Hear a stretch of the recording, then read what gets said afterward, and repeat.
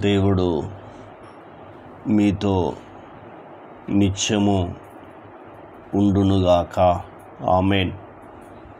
ఆయన కాపుదల భద్రత నిత్యము మీకు తోడై ఉండునుగాక. సర్వశక్తి కలిగిన దేవుడు, సర్వాధికారము కలిగిన దేవుడు మీకు కాపరిగాను, రక్షకుడిగాను, సంరక్షకుడిగా ఉండునుగాక. ఆమేన్.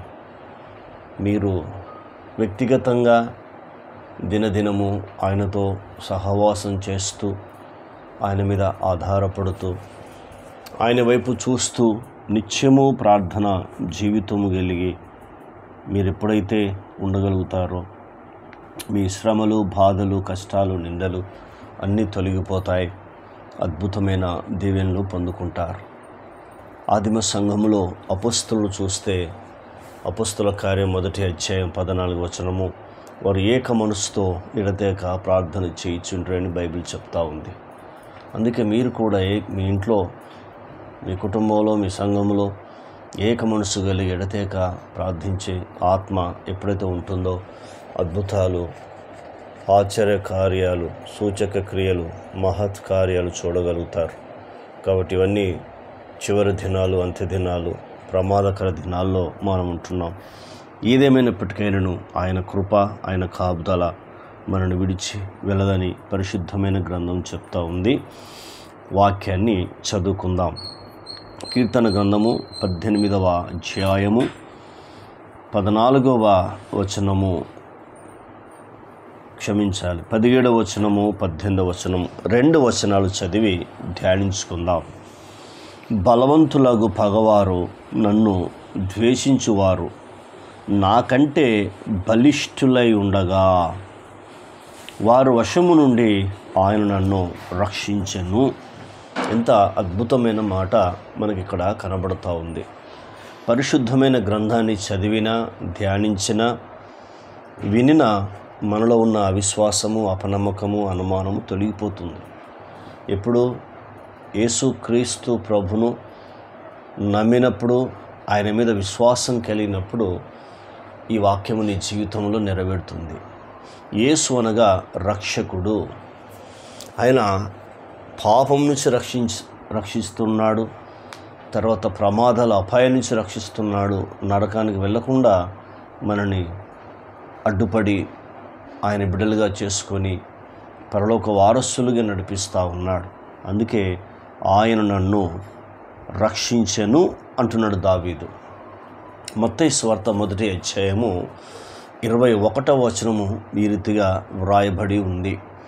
ఆమె ఒక కుమారుని కనును, ఆయనే తన ప్రజల పాపము నుండి వారిని విడిపించును గనుక ఆయనకు యేసు అని పేరు పెడతారు అని దేవదూత ద్వారా మాట్లాడుతున్న మాట మరియమ్మకు ఈ మాట తెలియపరుస్తూ ఉన్నాడు దేవుని దూత. కింద ఫుట్నోట్లో మనం చూస్తున్నప్పుడు యేసు అనగా రక్షకుడు. మరి ఇక్కడ దావీదు ఉన్నాడు, తన మామ ఉన్నాడు, చుట్టూ సౌలు యొక్క సైన్యము ఆ కోట చుట్టూ ఉన్నారు. సౌలుతో కొంతమంది సైన్యం వచ్చి ఆ కోటలో చూచారు. కానీ దేవుడు దావీదును ఏంటంటే సౌలుకు అప్పగించలేదు. ఎంత అద్భుతమైన మాట ఒకసారి మీరు ఆలోచన చేయమని ఒక దైవ సేవకుడిగా నేను కోరుతూ ఉన్నాను. మన దేవుడు శత్రువుకు అప్పగించాడు. అంత అద్భుతమైన దేవుడు. ఎందుకంటే శత్రువు నుంచి విడిపిస్తాడు ఆయన. శత్రువుకు భయాన్ని కలిగిస్తాడు. కాబట్టి నీవు అలా ఉన్నావా? ఒక్కసారి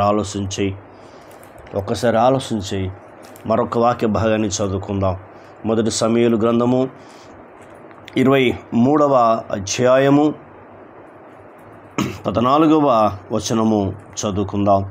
అయితే దావీదు అరణ్యములోను, కొండ స్థలముయందును, జీపు అను అరణ్యమును, ఒకే పర్వతమందును నివాసం చేయుచుండెను. సౌలు అనుదినము అతన్ని వెతికినను దేవుడు సౌలు చేతికి అతను అప్పగించలేదు. ఎంత అద్భుతమైన మాట చూడు. దినదినము సౌలు దినదినము వెతికినను దావీదును దేవుడు తన చేతికి అప్పగించలేదు. అందుకే దావీదుకి ఇష్టం అంటే ఆయన సన్నిధి, ఆయన మందిరంలో దినానికి 7 సార్లు స్తుతిస్తూ, ఆరాధిస్తూ, 3 సార్లు వాక్యం చదువుతూ, ధ్యానిస్తూ, ప్రార్థిస్తూ ఉండేవాడు. మరి నీవు ఇలాంటి జీవితం కలిగి ఉంటున్నప్పుడు ఆయన నిన్ను రక్షిస్తాడు. ఆయన నిన్ను ఏం చేస్తాడు? రక్షిస్తాడు. కాబట్టి అప్పగించలేదు, నిన్ను కూడా అప్పగించాడు. కాబట్టి మొదటి. రెండవది, బలవంతులకు పగవారు నన్ను ద్వేషించువారు. బలవంతులకు పగవారు నన్ను ద్వేషించువారు అంటున్నాడు. కింద 11వ వచనం ఏం చెప్తున్నాడంటే, ఆయన మాట్లాడుతున్నాడు. 18వ వచనం, ఆపత్కాలమందు వారు నా మీదికి రాగా యెహోవా నన్ను ఆదుకొనెను. చూసావు, ఆపత్కాలమందు నా మీదికి రాగా యెహోవా నన్ను ఆదుకొనెను.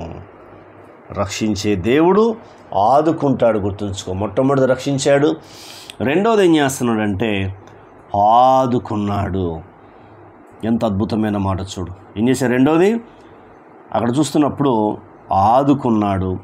మూడోది ఏం చేశాడో మనం చూస్తున్నప్పుడు ఇక్కడ 19వ వచనం చూస్తూ ఉంటే, ఆయన నన్ను తోడుకొని వచ్చెను. ప్రమాదాల నుంచి, అపాయాల నుంచి, సౌలు నుంచి, తన సైన్యం నుంచి తోడుకొని వచ్చి ఎక్కడ ఒక విశాలమైన ఉన్నతమైన స్థలములో దేవుడు అతన్ని నిలబెట్టాడు. మూడోది. నాలుగోది మనం చూద్దాం. 39వ వచనము ఆయన మాట్లాడుతున్నాడు. నా మీదికి లేచిన వారిని నా క్రింద అణిచివేసితివి. కింద అణిచివేశాడు. నా మీదకి లేచి వారిని ఏం చేశాడు? దేవుడు క్రింద అణిచివేశాడు. కాబట్టి నీవు దేవునితో సరైన సహవాసం చేస్తున్నావా? రోజు వాక్యం చదువుతున్నావా? రోజు ప్రార్థిస్తున్నావా? వ్యక్తిగత ప్రార్థన, కుటుంబ ప్రార్థన, సంఘ ప్రార్థన, ప్రతి ఆదివారం మందిరంలో కనబడుతున్నావా? ఒకసారి నిన్ను పరీక్షించుకో.